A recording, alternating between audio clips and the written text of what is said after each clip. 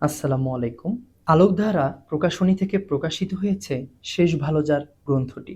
এটি লিখেছেন মুফতি মুহাম্মদ শহীবুল্লাহ খান মিফতাহি। বইটির মধ্যে এসেছে ঈমানের গুরুত্ব ও সংরক্ষণের প্রয়োজনীয়তা, ঈমানের স্থায়িত্ব ও তা সংরক্ষণের চেষ্টা এবং অনেক শিক্ষণীয় ঘটনা। অনেক মানুষ জীবনের কোনো এক শুভ মুহূর্তে একদম ভালো হয়ে যাবে বলে নিজেকে প্রবোধ দিয়ে জীবন কাটায় নিতান্ত অলস আর অবহেলায়।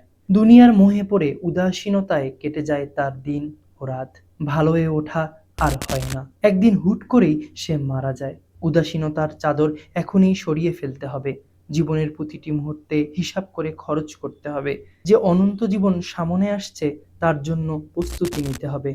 আল্লাহর বিধান অনুসারে জীবন কাটানোর দৃঢ় সংকল্প করতে হবে। তাই পাঠক, আর দেরি কেন? এখনই এই বইটি কিনে নিন। শেষ ভালো যার, লিখেছেন মুফতি মুহাম্মদ শহীবুল্লাহ খান মিফতাহি।